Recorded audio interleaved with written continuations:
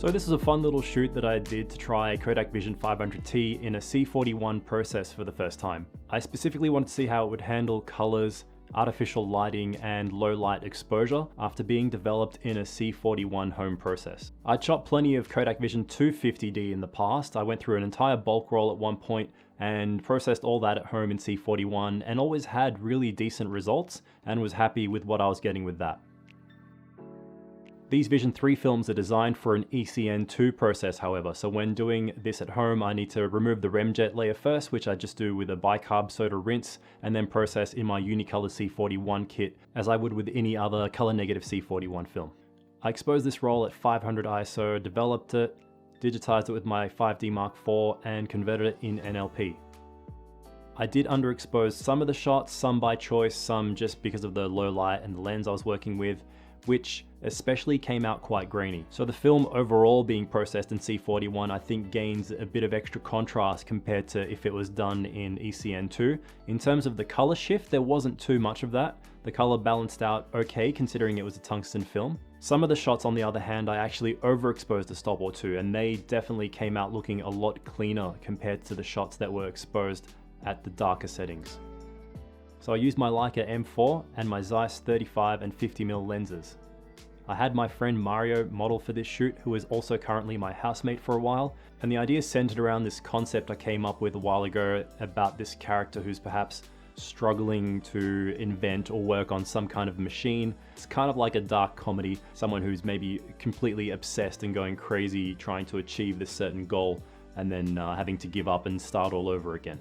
I tried to make sure to include a lot of bold colors in this because I really wanted to see how the colors would come out in terms of both accuracy and any shifts on this film compared to an ECN2 process. So it was really fun to test this concept out, and we had a really good laugh out of having him smash that machine towards the end there, and thought I would just put it together into a video to share some of my findings with you guys.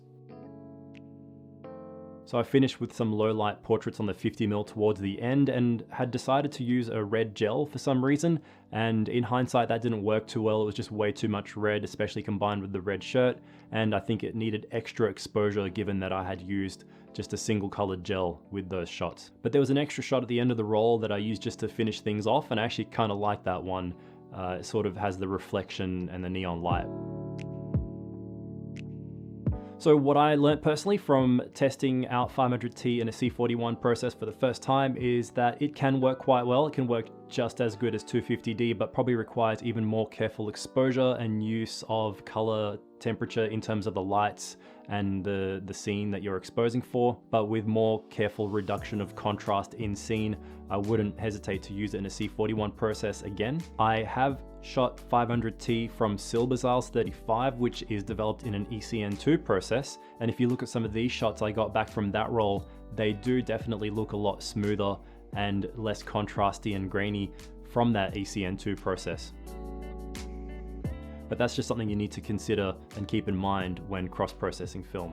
I like the concept for the shoot. It is something that I could take further with maybe different props, outfits, character, location. So since having shot that roll of 500T, which I actually got from a seller on eBay, I've actually got my hands on some more rolls from a local place based here in Melbourne called B2 Darkroom, and they actually offer an ECN2 process. So I've got these rolls of 500T and 200T.